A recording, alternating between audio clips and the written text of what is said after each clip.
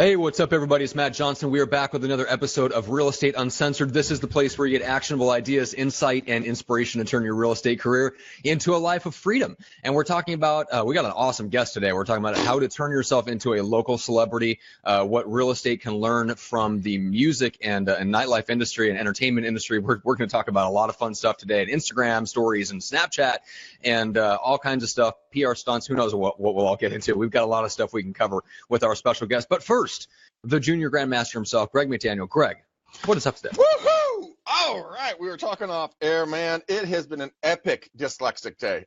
Yes, it has. I screwed up spelling podcast. I couldn't spell celebrity. Oh my God, I'm surprised that we were any help. Oh no, no, we were horrible. Like we're both. I only gave you half the word. I was like, and then, gentlemen, the next letter will be great because it's not going to come by itself. So hurry up. I was bumping around out there, guys, and I found a really cool website, and I never knew about it. It's wego.here.com. Super cool tech little tip there for you. You can go there and you can zoom in on hyperlocal places and you look for guests or food or entertainment or anything else. So it's wego.here.com. So I'll put it in the link, guys, but I thought it was pretty cool, and it also gives like the hyperlocal neighborhoods in a specific city. So if you're starting to learn your areas, or if you want to sound like you know what you're actually talking about when it comes to the areas that you sell in, go to this and you can read all the super hyper local little sub market areas in your master market area. So there's your tech tip, Matt. All right. Good.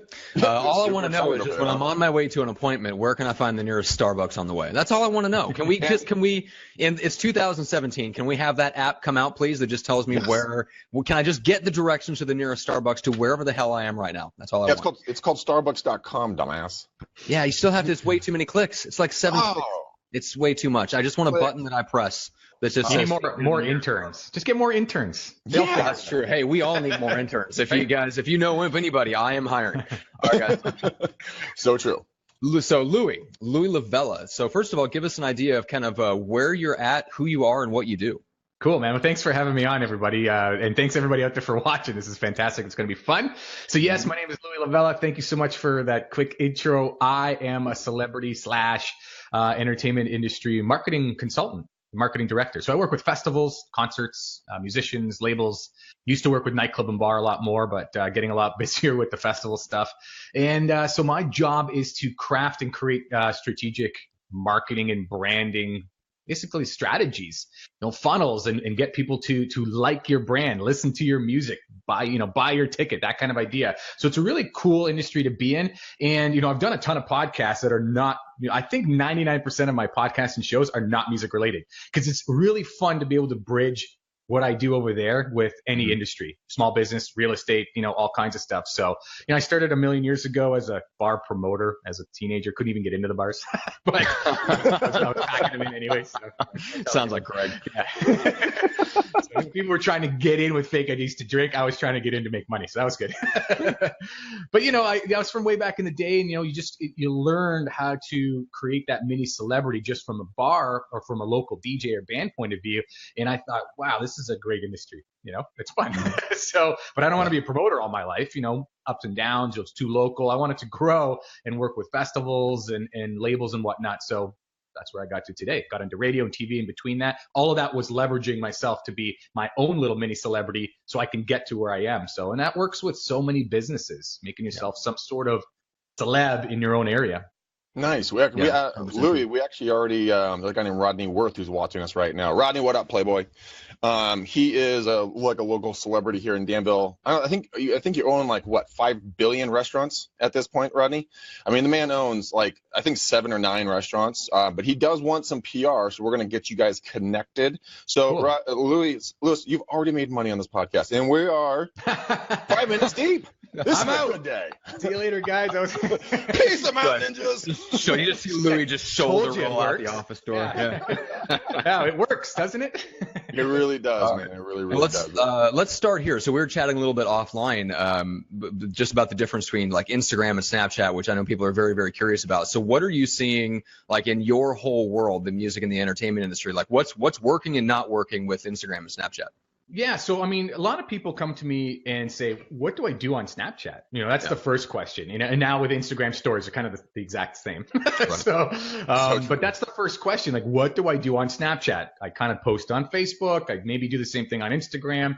What's Snapchat all about? And I like to explain it as in it's kind of the gears behind, let's say, maybe what you would post on Instagram. So for a musician, if you're going to post like, here's my show that I was at, and picture of the, hands up in the air, crowd, whatever, that whole day you can create a Snapchat or now Instagram stories story, line it all up. People don't want to see 50 different images on Instagram of the things you're doing, but now there's a tool for that. So that's kind of it's like the gears behind that marketing post, right? And a lot of that stuff is working really well. Now, with that said, like I mentioned that, Instagram stories is almost a clone.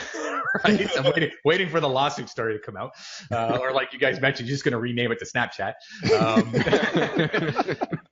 I've noticed, and I work with festivals that have large amounts of followers on all the platforms, and I can see millennials and Generation Z, and I can see the numbers, even for me as a B2B guy, my followers are not as extravagant as like a festival, right? With hundreds of thousands perhaps. And you know what? Sometimes it's double on Instagram stories. It's really dropped off on Snap. And this is with Generation Z, the young people. They're on there a lot. They're really using it for messaging a lot more. And they seem to be navigating to Instagram still because they're on it as well and just taking in content that way. So I kind of feel bad on the IPO coming out. I hope they take that money, come up with some innovative stuff, and hopefully Zuckerberg doesn't steal that as well. Yes. I was going to say, they're just going to use Snapchat as their own external R&D department. I was going to say, hey, you guys take all the risk and figure out what works, and then we'll just copy you guys. Right? That seems to be what's happening. But there's so many platforms, and you can't take care of them all if you're one guy. You're just a solopreneur, or you might have an intern idea. And even on festivals where I have a team and I can take care of several platforms, I can see the numbers. And I'm sure there's other people that have built their following on Snapchat, and their following is there, and they may not notice that if they had built the same following on Instagram, it would be double or 30% more. So of course, you don't just delete Snapchat and abandon it and start fresh. But the ones that have equal audiences or have already built more on Instagram and say, hey, why don't we start building on Snapchat too? I don't know how that's going to go. It just seems like it's a duplicate. And so people are just going to stick with the fewer platforms. That's what I'm seeing. And again, things will change. By the time we're done this show, I'm sure something's changed on us. But it has. The funny thing we're just bought Snapchat by now. Yeah. So it's interesting that we're talking about this. Last week on Social Media Examiner, they were talking about the fact that, the platform that Facebook looks like right now, they're doing a test in New Zealand, I want to say, in Ireland. And all of Ireland, their whole platform has changed. So the Facebook does not look like our Facebook. It looks like Instagram to a T. And so they're testing it there, and then they're testing another, subcategory down in New Zealand and the Philippines, I want to say. But I mean, they are going to be Instagram. Facebook's going to look and act like Instagram. And they're really cool, like doing the stories. It's a carbon copy. They're just not going to call it Insta Stories, right? Right. And then, the other thing that's funny about Zuckerberg wanting to copy, Snapchat is the fact that Snapchat originally came out as a social media platform, but they've officially changed their name to Snap, not Snapchat, and they're calling themselves a camera company. Now, Zuckerberg is going after the virtual reality market like gangbusters. He just bought. What did he just buy? He just bought the goggles, the Oculus Rift. Oculus, Oculus Rift. He just bought that, and so he's going towards that as well. So it's really interesting to see where our technology is going, and how you can be your own personal celebrity very easily by using these free products. Absolutely. And, and I agree that I think Snap, since they've started to say they are going to be a camera company, I think you're right. They're going to start to lean towards their app becoming very AR, augmented reality. So when you're taking, how we can put the filters on our faces, perhaps it goes the other way around, especially with spectacles that nobody can get anyways. I don't know why it's not readily available. I think they started out as a great marketing campaign, and to me as a marketing guy, completely dropped the ball at the second half of that play, right? Anyways, that's another story. But so the glasses are hard to get? Like you can't, what are they on back order or something from Amazon? No, you can't get them. You can't get them.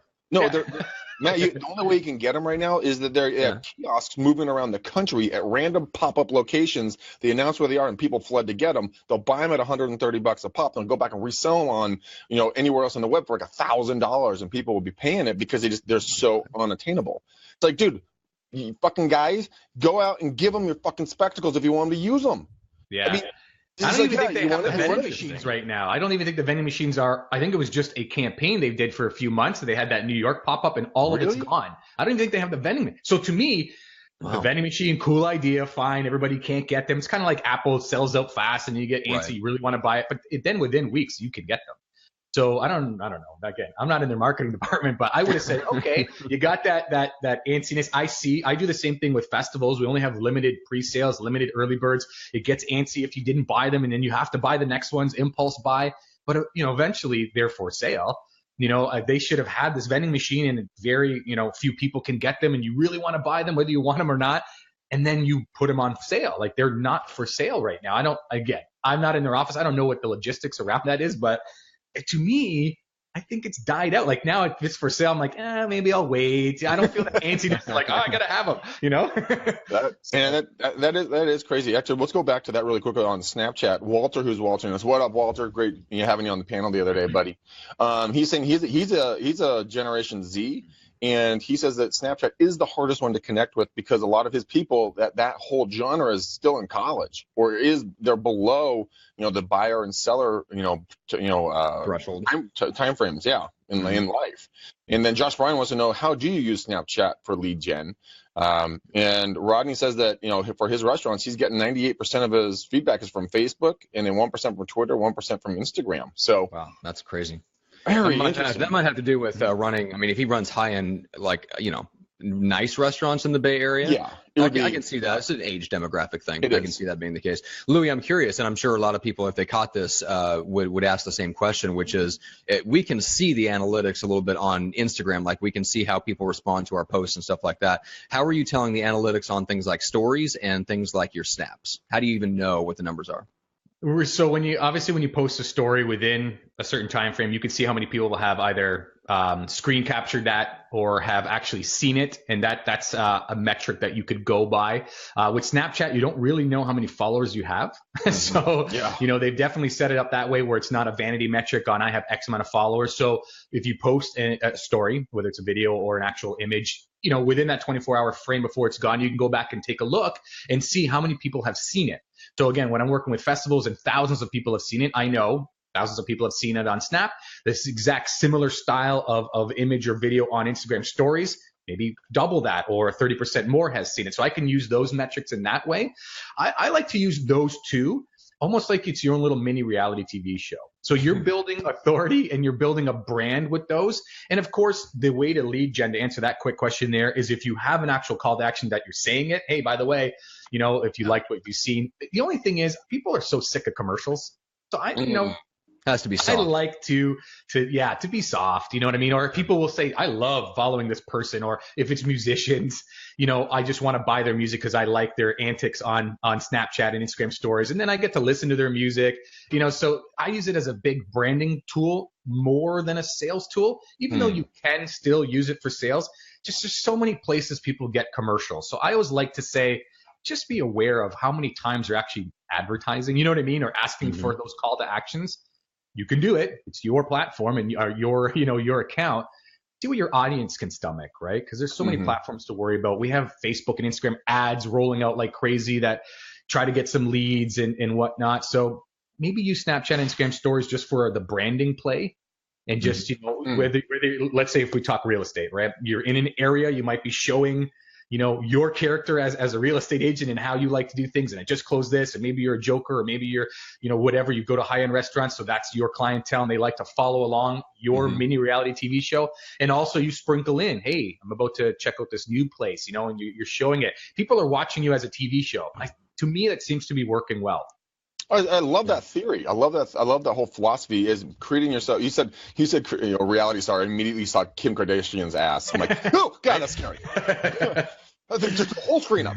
Now, I was going to say, does it fill up the mental frame too? Does it spill over even in the mind? It's like platform to platform.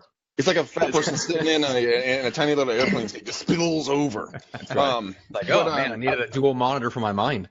But what I really like about that is that you can become any ultra reality you want to be.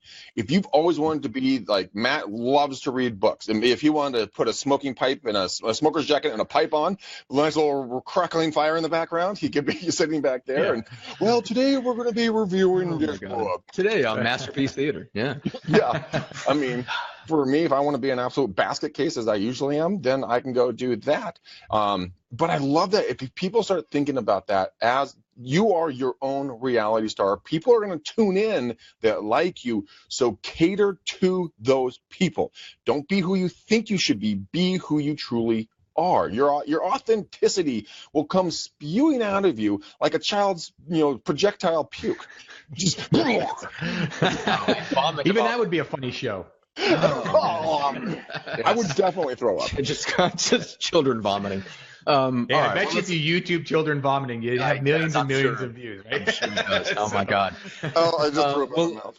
This is what I'm curious about, because Louie talked about like the gears behind marketing, like putting some stories together and things like that. Because I think that's the missing ingredient of all this, is you can treat yourself as a reality show and things like that, but you still have to be interesting to other people. And there's ways that you can go about it and be intentional, right? And that's that part of that is storytelling. So when you're working with someone to help them, how do you kind of help them come up with a plan to put some of those stories together in a way that kind of fits in with their, I mean, you're dealing with people that are touring. I mean, yeah, they're doing cool things and stuff that looks good visually, but man, they're fucking busy as hell.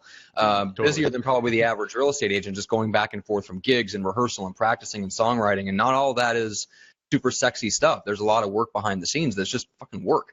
So how do you help musicians especially kind of tell those stories in a way that's interesting to their crowd? And here's the cool thing with that it is extremely shark-infested waters / overly competitive, because while that's really cool to be on tour and on stage and it's above and beyond the average person, there's a lot of celebrities that now you're competing with, right? So how do you make yourself even more cool than the Lady Gaga compared to the whoever else? You know what I mean? Like you stepped up into a new playing field. You're in a new, And if you're just a startup artist, so you're just growing your fan base, sure, you're competing with getting people to like you as a whatever, EDM artist, hip hop artist, country star, but then you're also competing with the actual celebrities, right? Yeah. Why do they want to follow you? So you mentioned the word story a million times, and that is a big piece of the pie. Now, what is your actual story? What is you as a character that's going to differentiate same old hip hop artist from the other hip hop artist? Yes, you're up and coming. You had a hard knock life. You're going to spread a positive message. Sure. It's like there's a million of them that say the same 50 thing. Cent's been shot 9 times. I've been shot 11. Let's get that straight here. I mean, I have a few more bullet holes. Yeah.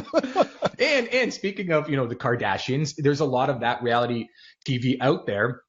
And a lot of people who just don't care. People who like that drama and people who don't care. They've seen it all. We're desensitized to everything. So again, what makes you differentiate yourself? So when you come up with what your actual core story is, and this is even, again, with real estate and any business, it makes it easier to talk about things every day. Otherwise, you do get stuck with, what do I say? Oh, hey, so for me, this is my second show today, second podcast, right? And I also had to deal with some graphic stuff on our festival. This is kind of interesting, but maybe a little bit more interesting than the average marketing guy, but still I'm competing with the Kardashians, right? So what do I say on social media? But my particular story would be, I'm working at my home office. I could have pajama bottoms on right now and go to my hot tub after. So it could be a different story that works into what I'm doing. That's the same thing as another marketing guy or another festival guy. That's really important with every business and every celebrity as well. There has to be something that you can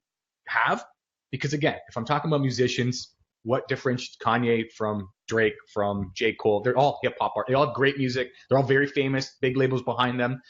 People will not just like the music, and you can't speak for itself, but they start to gravitate towards a storyline that, hey, 50 Cent got shot. Wow. And, you gravitate there towards Chance the Rapper. Maybe he never got shot. And so you may think it's more cool. There's just a story behind it, right? What a wuss. That happens. Yeah, wuss. Get out there. No bullet holes, no artist. Right? Yeah, but you're exactly right. I mean, and Greg, you're always talking about Simon Sinek, the start with why. Yeah. But that is, yeah, it's incredibly powerful to come up with. And I, like Greg, you have yours, and we probably need to talk about it even more, because once people find out like what your story is, they like deeply identify with you and why we do the show and all that stuff. I'm still working on articulating it a little bit better for myself and what I do and stuff like that. But yeah, it makes a huge difference, because then people like they follow our podcasts and stuff, not just because we deliver the same content, but we could literally interview 100% of the same guests as every other podcast, and people will still gravitate to us, and they'll gravitate to other podcasters for the same reason, because we have a point of view and we have a style, and we unapologetically put it out there in a certain way that attracts people that are attracted to that story and that style. But you have to like not be afraid to be who you actually are, and you have to find a way to articulate it so that you attract the people that are drawn to you that way. Yeah, Well, you can't be dry. Yeah, sorry, go ahead, Greg. You cannot be dry whatsoever. But I've found, I mean, there's also a trend, you know, if you like Donald Trump, or if you don't like Donald Trump, but look at his negotiating style. It's the same way that artists and everyone else can make a standout. He has a very unique style. He goes huge top, gets, you know, does the negotiations, come back to where he already wants to be, but he's made such a splash, everybody's talking about him, right? Good or bad. Look at when Lady Gaga wore a meat suit. Who fucking wears a meat suit? Everyone knows her from that. You know, Miley Cyrus is showing off all her goodies to everybody. You know what? But they're talking. They take that quantum leap. So what can you get everybody talking to you about? Please don't have your goodies be touched, and don't wear a meat suit. It's already been done. Okay? Yeah, be yourself. Yeah, be yourself. Yes. We're going streaking. Oh my God. All right. Well, Louie, take us like when you start working with an artist, especially, and you're kind of helping them come up with that story. What are some of the things that you kind of delve into with them? Like, what are some of the questions that you ask to help them find what is that thing that makes me different? Yeah, I mean, I think everybody has that different story, but they're afraid to either, like you mentioned, articulate it, or maybe they just don't think about it. So I love to say, okay, so for music, why are you in music? There's the generic answer comes out, whatever it is, right? But then I start, could be anything, right? Yeah, partying, money, fame, artistic whatever it is. fulfillment, of course. Yeah. Yes, of course, to spread the word of love. Yeah. Right. Wear a meat suit. We just got a hashtag no meat suit on our comments. There you go. That's awesome. There you go. So yeah, we definitely start generic, because I know that's what they usually have. But then I start asking, like, give me 5 times that you had small wins.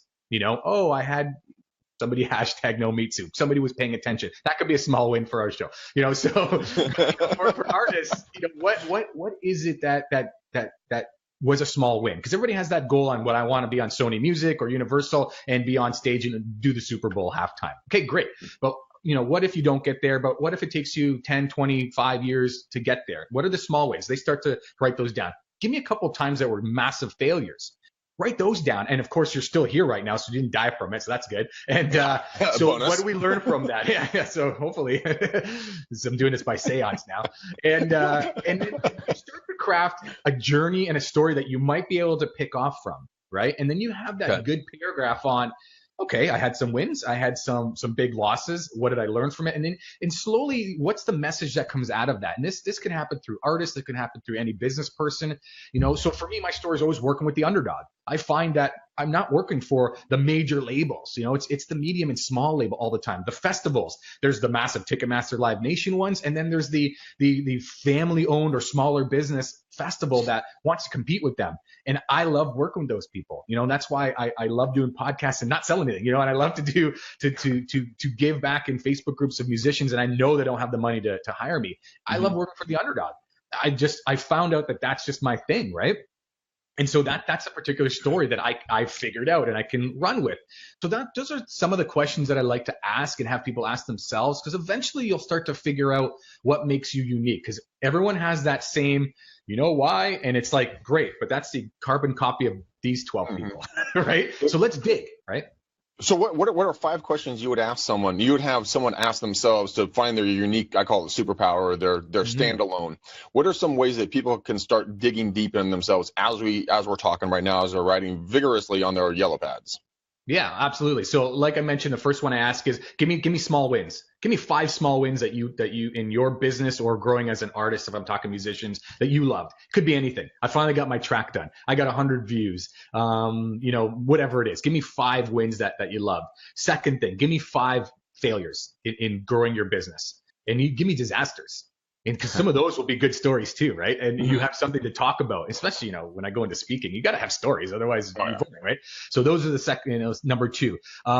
Number 3, I'd like to ask, what message would you give if you had the platform, right? So if you were the Lady Gaga, why did she wear the meat suit? Was it animal activism? That kind of idea. So she has a certain platform she likes to kind of to push out. So what would be your platform? If you became famous or you were the biggest real estate agent in town, like what's the message you push out? And it's funny because we always think as business guys, how do we craft our brand for sales? But forget that for a second. Once we realize our story, that becomes a lot easier. Number 4, I think we're on right now, is who is your audience, right? Because that's going to help your story as well. You're not going to sell to everybody. A hip hop artist is not going to have a country music fan for the most part, right? And that's okay. And even within hip hop, there's a sliver of people who think your music sucks, and that's okay. So who's your exact artist, right? The world is huge now, so there's going to be a sliver of audience around the world that loves you. So whether you're in business, you're a consultant, you're a real estate agent, you're a musician, what is your actual audience? And actually, between those 4, you start to dig pretty deep into what your story might be. And I mean, we can go on forever. I guess a 5th one I'd love to go on is where your audience is actually playing. And that kind of moves into marketing and usually social media, right? And that's not digging into your story a bit, but I kind of maybe want to bridge into that too, because it depends on what you're going to be creating with your story. If you know where they're playing, like we mentioned earlier, Snapchat and Facebook and Instagram, they have different contexts. You can't post the same thing and automate them all. But that's going to help your story as well, because you know what sandbox they're playing in and you know how to talk to them. That's where the story brand voice comes in. So if they're on Snapchat all day long, they have a different mentality, right? As opposed to if they're on LinkedIn. So your story, the way you articulate it, is going to be very different. So that's a piece of that pie. So something I just kind of came up when we were talking about this is that you can use each of these platforms, but you speak in a different language, right? So Snapchat, you're going to be talking about first-time home buyers, how to save for deposits, talk to parents about helping them out with, the loan, down payments. Instagram, you're showing successes. Look at this beautiful house. This is a beautiful neighborhood. Look at these beautiful clients, yada, yada. And then Facebook, I would assume you're delivering more of the long-form content and bringing it all together for the air quotes, older generation, which I unfortunately fall into. But stop laughing at me, Matt. It's like, it's funny because you're physically older than me, but I'm like, I think I've got you beat in dog years by like 40 years or something. Oh, yeah. You're definitely the curmudgeon. Like, nah. I love that word. Such a great word. But yeah, Louie, you did mention something, which is you cannot just post the same content and automate it. And oh my God, if there's one question that drove me nuts when I was working more actively with with agents and doing like their video and email and social media marketing, it was that question. Like, hey, can you just take my stuff and put it on Pinterest? I'm like, have you been on Pinterest? Like, I heard Pinterest was cool. Maybe we should. It's like, why? It's like, yes. Yeah, no. Everyone, like you mentioned, Greg, has a different context. You can say the same thing in a different way, right? So you're in a different room. You have friends, and you're talking to your family. You're talking to whatever. It's a different way to say the same thing, because they actually do have different ways to communicate. So it doesn't make sense to have the same post and hashtag galore on Facebook, as opposed to using that on Instagram, for example, where people like to use it. I even noticed user behaviors like when Snapchat came around, a lot of our followers that were 18, 19, 16, all of a sudden their Instagram accounts went private, where they used to not be private, right? Because Snapchat is a closed network. If you don't follow each, you know what I mean? Like if you're not following, you don't get it. It's not like I can go search for your username and see what you've posted. I have to actually go physically follow you, right? Or virtually follow you. So everybody creeping along behind you with a trench coat. Hey, what are you posting today? Posters on the actual. Oh my God! If I could just hire someone like TaskRabbit just to follow Greg around physically. And like, here's your reality show right there. Oh man, that'd be awesome. So it does. And everything has a different context, and it makes sense to make sure they're different, right? They have to be different. Otherwise, it becomes boring. There's no reason for anybody to follow you on different things. Like you mentioned, Greg, fantastic, concept on becoming the, when we said the gears, the reality TV show on Snapchat or Instagram stories is very different than the polished, here's the final image of the house that got sold, the couple in front of the sold sign. There could be a lot of behind the scenes, like, oh, I'm about to put in this offer right now and it's 12:01, and that's your little reality TV show, and it shows part of your story. You're working, you're dedicated to the clients, action is going on. That's great too. Wow, you sold another one, and there's another. That's all part of that particular context, and put them all together, you have a little media channel, right? That helps you. Yeah, you do, but it can't be all happy, joy, rainbows and unicorns and popcorn. It has to be some downtime as well. Like, shit, dude, this fucking agent, this guy over here, he screwed me over. This is what happened. My clients are pissed. This is a shitty day. I'm gonna go. Matt would jump into a bag of cookies. I would jump into a bottle of beer. And trying to get over it. But the down has to, you have to have the downs to have the ups. Because otherwise, if it's just all this, everyone's think about what happened to Sarah Johnston. Remember, we interviewed her a while back. This is, I don't know, 6 or 8 months ago or whatever. But yeah, the video that she posted on Instagram that instantly ignited her. Yeah, it was the result of a horrible day when 2 deals fell out of escrow on the same day, and she decided to drink half a bottle of wine and dance out of frustration.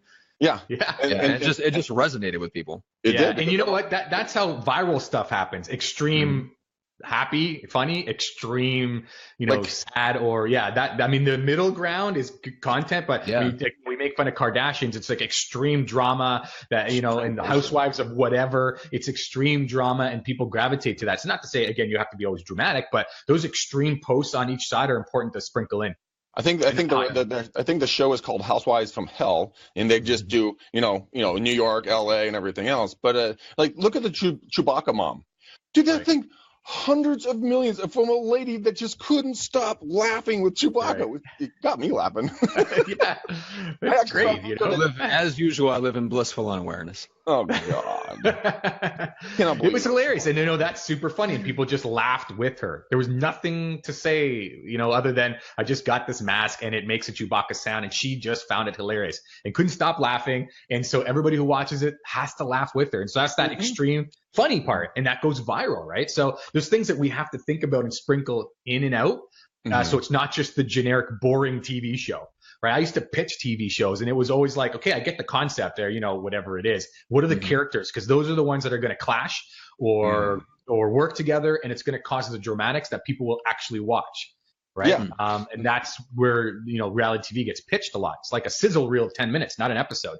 This is the concept. Here are the characters, and let them battle it out a little bit and team up. And it becomes, that's why we have a million Survivor series, right? It's the same idea in an island twice a year. It's just different characters so that you can get that storyline out of them. Right. And that's why it keeps changing on us. So you guys, if you're thinking about this for real estate right now, you're probably thinking Survivor, Naked Survivor, all the Naked Dating Survivor, whatever other Survivor. Is that a thing now? Naked Dating Survivor? Naked Dating Cooking Chef CBS. Winner. Yeah. But I mean, I wouldn't. CBS is a little risque now, man. What dad goes off the air and they lose all sense of touch. Oh yes. But think about this, guys. If you want to put a cast together, put a cast together. Your lender, your title rep, your appraisal. You go interview and talk to the appraiser. Go talk to. Just put your cast together. Make sure they actually have a personality. Where they can have fun with it. If you're like, hi, I'm Bob. I do loans. The interest rate is at 2.367%. That could be a character. That could be. You never know. But you're totally right. Isn't that all the characters on The Office? Yes. Not every single one of them. Yeah, pretty much. But it's successful. And I think the really important thing that people need to be taken away from this is that you don't have to be doing video. Okay? That's my medium. That's Matt's medium. But Matt's also a very good writer. Right? So go out and do some writing, do some blogging. If you're a good photographer, take epic photographs of the areas around you. Create your own art in your own medium. I had talked to a friend of mine, and she's just an exceptional artist. She's actually the one that built my wood wall in my house and a lot of other things around my house. I'm like, how's a girl's beating me at this? But dude, she's like, Greg, why are you always on air? Why are you always doing that live video stuff? I'm like, and I thought about it. I'm like, well, it's my art. You know, it's just how I create. It's how I give back. And then she got it. So think about it in your heads, guys. How do you create? How do you give back? How can you put beauty into the world and a little bit of Kim Kardashian's ass, which is nasty? You know, how can you blend those things together, you know, and make what you're going to be known for? Because that will stand out. That is unique to you. I heard a stat the other day that just purely the chance of you getting born, the odds are like 45 trillion to 1. Like, what if your mom had one glass of wine, or if your dad was late to a meeting and got on a fender bender? I mean, all these coincidences came together perfectly to make you unique. But what's your unique power? And then go share that out with the world. Absolutely. And there's so much noise out there. So the traditional ways can get lost quickly. And then the social media ways could be very noisy. So, you know, that's where, you know, and you're exactly right. And where I start off with any new artist or whatnot, what is that story? What makes you unique? Because you can have great music, you could sell 1 million houses, but what other than being number one? Look at radio stations. How many number one radio stations do you have in your city? All of them? Everyone. Right? So and they all play the same music, and no wonder nobody listens to commercials, because you can tune it to the next station and hear the same songs, right? Or now you can just go to Spotify and completely cut them out of the picture, right? Exactly. So nothing has made them unique. As a marketing and branding guy, I mean, I would yell at every one of those radio executives and say, you guys just dropped the ball completely. You're just copying each other. And there's nothing unique now about you guys at all.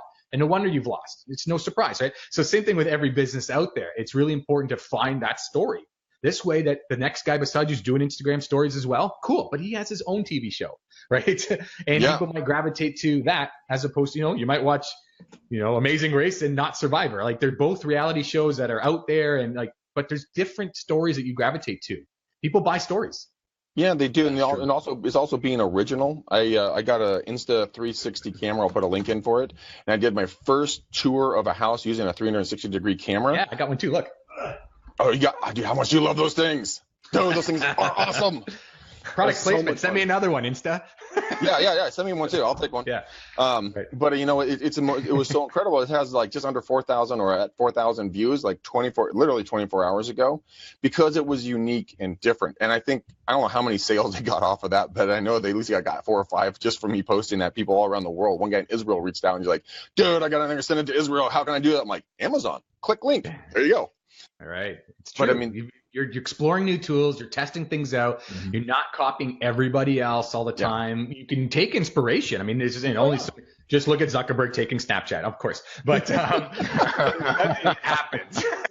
But you know, when you're the person, you know what I mean, and it's your narrative, it becomes unique no matter what, right? So that helps. Yeah. It also means you got to be a student of your profession. You know, to always be studying how to become better. Never become stagnant. You become stagnant, you start regressing and dying slowly. If you're like, oh, I know everything, you immediately know nothing, because that egotistical attitude will push people away. You'll bring probably some dickheads closer, but I mean, that's not going to be the most people. Most people won't be like, dude, Matt, check it out, dude. I just went out and bought this new camera, bro. You gotta check it out. Go get one, man. You'll love it. Collaboration and forward growth. Go look at what's working in other industries and take little snippets from other industries. You know, if the ice cream guy down the road is killing it, well, how's he killing it? Oh, he's doing this. I mean, there's a guy in New Zealand that makes fudge, right? No, Australia makes fudge. He put together a whole storyline of this character, you know, who runs the shop, that people literally fly to Sydney to go to his shop because they've been following him on Instagram. It's unbelievable. Wow. And he just creates it on the fly. Yeah, and it's crazy. I love it. You know, there's never been a time like this where you can take control of your brand. And and being in musicians and stuff like that, it's like, oh, we got to get signed to a label. No, you don't. And you may not even need to. Like, what is it? The stat is like 90 some odd % of label deals don't really work out, whether they drop you or, it's a huge percentage of label deals that do not actually come, like, you know, they just don't move forward. You never make it, you know? And so now you don't have to be on radio. You can do things yourself. And that happens with every business now. So, I mean, here's something that might just blow me away, but I mean, there's got to be an app out there somewhere that you can connect and put a high quality audio, you know, quality into these live streams. So why not simulcast out the Facebook Live and Periscope and do a world tour from your living room or from your studio, putting quality content without having to leave your house? Yeah, there was a whole article and a whole, like, I have a course that teaches some musicians on some of this stuff. And one of them is like, is Facebook your new touring, instead of actually going to tour in venues, which is important because people like to be, in front of the real person and experience it. And that's cool when you get to that. But you can do, like you just mentioned, a Facebook Live or a Periscope or an Instagram Live now and make a virtual tour. And you can even craft them as local. And so when you're talking to, hey, Wisconsin, you know what I mean? And anybody can watch but maybe you're doing targeted Facebook ads for that live just in Wisconsin, because it's their own little, mini tour. Grab your beer. I'm going to play some songs. And it becomes what do you want to hear next? Maybe some covers, and you can do that virtually. And imagine, I had an artist come to me and say, oh, I really want a manager because I want to grow my business, right, as a musician. I had a SoundCloud and we did like 10,000 or I think it was actually 20,000 listens to his SoundCloud song. And I said, okay. And he was talking to managers and they said, we really got to get you touring and stuff like that. And that's good. But I'm like, did the manager realize that to get 20,000 people to listen to your song is a pretty good, feat, right? I mean, what concert do you need to open for to have 20,000 people in that venue to have them listen? Like, I don't know, Timberlake, any like a massive concert to have 20,000 people listen to your track. They actually listen to that track. That's important to utilize. And so, I told them, be careful who you're signing with. They might still be old school and that does not work. You cannot think major label for a starting artist. That marketing formula will not work. And a lot of artists just post. And so I see some real estate agents in my area, and maybe some of the listeners and viewers are in the same thing, where you just post the new open house is coming. An artist that is thinking major label will do the same thing. Here's my new track, post. And then what? Do you know what I mean? There's no sequence. There's no formula before that. There's nothing building up to it to get people excited for what's happening. There's no there's no story. Ad spend. There's no story. It's just like, so a label or a Lady Gaga can post and organically get a ton of people just waiting to hear what she's going to say next. She's hit a critical mass, and then the major label idea can work for her, right? They can send their email list. Someone who's starting out or who's local just cannot do that. You don't have critical mass. Even if you have 5 or 10,000 fans, it's just you don't get the reach and the excitement to just drop something on your Facebook and think, ta-da, come on, mom, share it. Do you know what I mean? It's just not going to happen. So you have to think very differently. So when I talk to them and they're like, we want a manager, we've posted, this small label signed us, they have an email list of 5,000 people. I'm like, but they're going to email to their 5,000 people. What are open rates on email? Yeah. I have an article that bashes email right now, right? Only because I'm forward thinking, and I still use email, obviously, but it's an article that gets people to think SEO is not that strong anymore. That's changed. Platforms have changed. I don't have my MySpace account, right? So, things change, and email might go the same routes where open rates get lower. So I said, when these guys have email lists that are larger than yours, they're just not big enough. You need to think differently. So you need to sequence what's going on, get people excited for something happening, and then boom, it drops. Then spend a little bit of ad dollars. So similar things will happen in real estate, where you might have people following your Snapchat story to get you excited. Perhaps something new's coming in this neighborhood. Oh, look, there's a splash pad here, and there's stuff going on that targets an audience, and then you drop it, and you'll get way more engagement that way and excitement. And perhaps, oh my God, other people are watching. I better get my offer in real fast because, like Snapchat spectacles, they're going to sell out, right?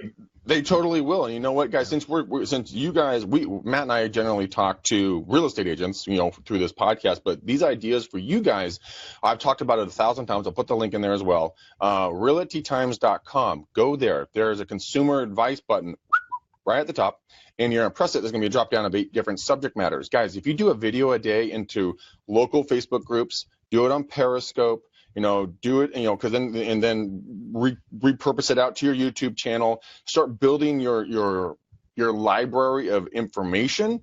That's your story. You can talk about what you like to do. Decorating, I am so fucking bad at decorating. I think the decorating gods would kill me just to go away. But that's why I bring people in that are really good about it, and then I'll have them talk about it. They use other people's voices on your show as well.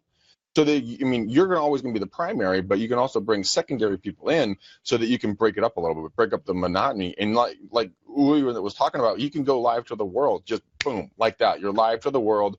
There's never been a time like this that you can control yourself. cool. You can control. Think about it. Why did the old real estate marketing play of getting as many benches as you can around town, right? Not only is it just you have your name out there, but people they sit on your face. You know what I mean? They see your face everywhere, and so they gravitate to the one that's obviously out there. That's the mini celebrity. They might sell quicker, right? That just happens. It becomes a branding play at that point. So it's similar when you're doing a lot of these tactics on social media, and you can just target locally if you want to, and it just you're the top of mind awareness all the time. That helps big time. That's what I was going to say. I totally forgot about it. I'm glad you brought it back, Louie. There you go. So instead of doing a musical gig out to St. Louis or LA or whatever else, figure out your feeder markets. Where are people coming from? I know that San Jose area is a high population of people coming from there up to Danville, where I live, right? So why don't you do a live stream just into San Jose? Go, become different parts of different local groups. I'm coming up with this shit as I go here, and I fucking love it. We got to do these daily now. It's untested and unreliable, but you'll do it. And tell me how it went. Yeah, it works. Sweet. But go join local groups in the feeder markets that you're a part of, and then go live or do recorded video into those, talking about how great it is to live here. I mean, go big. And like I always, I don't care if you're right wing, left wing. I don't give a shit about your political, how you think. But think about how Donald Trump goes so big. It's beautiful. It's wonderful. It's great. It's the best ever. You're fantastic. That kind of bullshit. Why isn't your area beautiful, wonderful, fantastic, the best ever? Why couldn't you sell people on the high level of that attitude to attract them to you? As soon as they get attracted to you, then you educate them with the information on realtytimes.com and hyperlocal interviews and restaurants like Rodney. If you're still listening, bro, we got to hook up and do some videos at all of your restaurants because your shit is tasty. And you know what? Go around and showcase that, but do it into your feeder markets instead of doing an ad like, want to buy a house in Danville, California? It's beautiful here. Well, no. I want to build a relationship with Louie, or I want to build a relationship with Matt. I'm like, oh, these guys are cool, man. They go places I want to go. And then imagine the referrals that come from that, right? Oh yeah. You always refer people that you've worked with and you have an experience with. And I know people will refer me that's never even met me before because they've seen some of my videos. I will get tagged in a group that I'm not even a part of on Facebook when somebody mentions something about music marketing or festivals or something. Nice. Louie is the guy to talk to. And I'm like, man, my brand is working when somebody is referring me that I don't even know because they just think they know me enough that they watch shows like this and they see how I act and and just seems like a good guy, seems like he knows what he's doing. He's obviously the expert in that field, and I get tagged, and that's great. And so similar concept when you're doing that and you're reaching out to those feeder farm team markets and they're just like, just talk to Greg. He's the expert in the field. Or if they actually had an experience with you, it's even stronger. And referrals are massive in this business, and that really helps fuel that fire. Yeah, sure does. That's absolutely true. Greg, what are you doing? You looking at comments? I'm trying to read comments. I'm like, wait, what? How are they going? He's like commenting. Yeah, exactly. So I'm just going for the small words, guys. Shelley's like, listening while I was driving. Glad I checked to see if my car was actually warming up. It's been a very cold climate. I'm very sorry about that for you. But all right, anyway, guys. So you're gonna rub in San Diego again, weren't you? I'm actually I have my sliding glass door open over here. But the point. It's snowing here. I'm in Toronto. Yeah, that's not cool. No, it's not cool. I'm going in the hot tub after this. That's a good way to end off a Friday. I like that. Yeah, Yeah. All right. Gonna sit down, have some contemplate my next moves. Exactly. So let people know how they can connect with you, learn more about you, and just keep you in mind for the future. Yeah, absolutely. Obviously, I'm all over social media. It's pretty obvious. In my website, and it's all my first and last name, Louie Lavella. So either louielavella.com or at Louie Lavella on all the channels, spelled LouieLavella.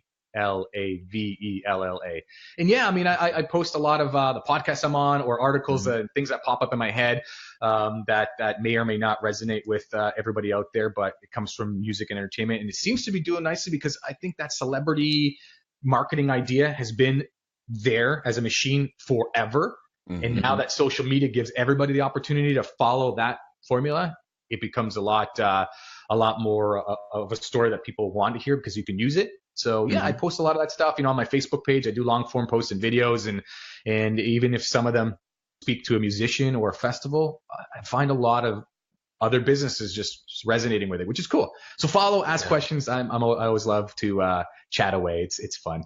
And I have one more question for you, because I'm sure you've done some of these before, but any interesting kind of PR stunts or things that you've done in the past that have worked to get somebody the right kind of attention they're looking for?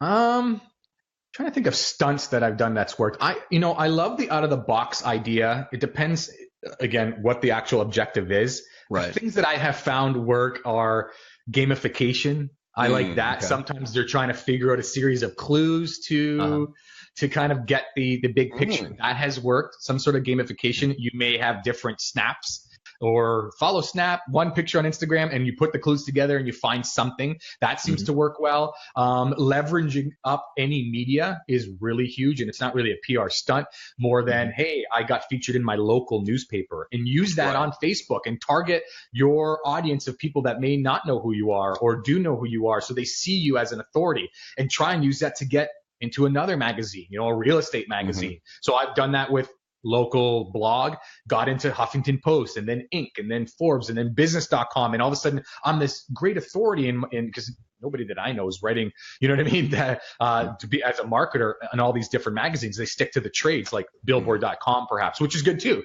but I'm leveraging all of that, and I keep stacking them on top of each other. So hopefully I'm getting these great referrals from all that. And it adds to the authority. So that, and not really a stunt, like wearing a meat dress, but those are actual things that people may want. But you mean in terms of like, once you got featured in one, then you reached out to some of the other outlets and said, hey, I wrote up an article for these guys. Would you like me to write up an article for you? Yeah, or feature. Like that? Feature. Hey, you want to write about me? I mean, I've done, so if I have an article, so let's say I want to get into Billboard. I would say, okay, here's my last thing that I was in business.com or Inc., and it's about music marketing. Well, let me just find, as an audience on Facebook with an ad, and spend like $5 a day and only target people in the United States that work for Billboard magazine, for example. And then they'll see that in the newsfeed every day. And then I start to contact them. I say, hey, I have been featured in business. I'd like to continue the story, and I'm going to send traffic to your way too. Because sometimes they get paid on traffic. So they might say, you don't pay to be in there, because you can't do that as a payola thing. But you could say, I want to support the article itself. Because not only are you going to get traffic from them, but sometimes the contributor's not the biggest writer, and they don't get featured in their front page. So you may not get traffic from them, but I can still use me being on Billboard to my advantage locally, for example, right? So you can think outside the box that way and use that to your advantage. I like that. I'm sitting there like, I know. You like to walk away. You're done. You're in the background starting to make notes. We're done. I have my yellow pad. Don't you worry. But I mean, let's step back to gamifying it really quickly. I know we're running tight on time, but guys, gamify your deals. Get people involved. Go like, hey, we're going to make an offer on this such and such property. These are what we're, don't reveal all the terms in case your competition's watching you. Can you take bets on whether somebody's offer is accepted or not? What's the over under? Exactly. Have fun with it. But should I take the money line on this one, or should I take the? But anyways, just think about that, guys. Gamify your entire situation and be honest and truthful with it. And I love the writing idea, Louie. I know Matt and I are going to have a geek out fest later today. Like, all these great ideas. So yeah, we are. All right, guys. So for us, we do have to wrap it up. I want to be sensitive to Louie's time because he has a hot tub to enjoy for the rest of the day. It's going to be snowing on me apparently, but exactly. But for us, guys, we are launching our very, very first live training course. That is Rockstar Circle Prospecting. You can check that out. So that starts on Monday. So you literally have 3 days to sign up, get your ass in class. Starts Monday morning at 9 a.m. Pacific, noon Eastern. It is rockstarprospecting.com. So go check that out. That is where we will go super, super, super, super, super in depth with Greg on exactly how he reaches out and generates a predictable stream of leads from clients who live in the exact neighborhoods that he wants to work in, so that he never has to just sit back and hope that the phone rings, because that is a horrible position to be in when you have the clock ticking and bills are coming in due and you don't have enough clients and you don't know what to do about it. So that is the pain that will solve for you. So go check that out, rockstarprospecting.com. Obviously, subscribe to the show, YouTube, iTunes, and Stitcher, depending on whether you want the audio or visual form. And then, Louie, what do you obviously have your websites and stuff like that, and you have your social media. What are some of the other podcasts that you've been on that people should keep an eye out for? Yeah, I've been on, I think, 70 now in the last few months. Whoa, so I've been on a media junket. I know. Wow. And I'm telling you, I think like a handful of them have been music oriented. So I'm trying to just take my angle of being in that entertainment industry and just trying to spread the marketing love and ideas like this, right? To just people that, may not be, hospitality owners or musicians, and, just to kind of, it's fun to do. I love it. And I love people just learning. So, I mean, I got a couple courses on my website that are literally catered to, musicians and how to launch your album, things like that. If anybody's out there that has a musician friend, sure, grab it. But ideas like this, are great because you can get some of those golden nuggets from what I'm doing. And I do the same thing. I hang around the internet marketing circles and those groups and try and see what else is working and bring it my way. Cause there's a lot of people that do get stagnant. A lot of bar and nightclub owners are notoriously bad for that.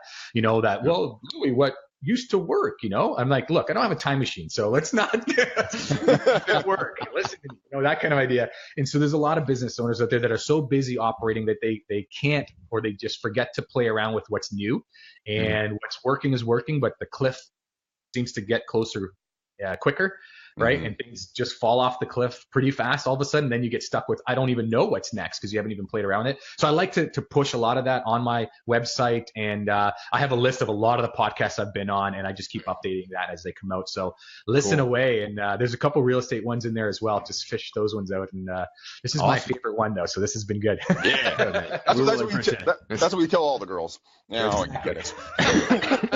But you're my favorite one. You're my favorite one. Oh, right, correct. Well, that's enough out of you. All right, we got to shut things down, put a nice little bow on this one. Guys, so again, thank you so much. Thanks to Louie for being here. Thank you for all the comments, everybody that's watching live. Make sure to go, Greg, of course you misspelled it. Rockstar Pros. How do you misspell Rockstar? Not rock start. Easy. I'm just good at it. Rock start. It's something. My God, Greg. It's one of those. I got to change the course name. You have to try hard to be this bad. Okay, this is a trait I've been working on since birth. That's there right. you go. There's your new Snapchat story. The misspellings. The misspellings of Greg McDaniel. Oh my God, that would be funny. That's a whole highlight reel. All right, guys. Oh my God. Anyway, thank you so much for joining us, guys. We'll be back on Monday, same bat time, same bat channel. Until then, thank you so much, guys, and we will see you on the next one. Later, guys. Bye.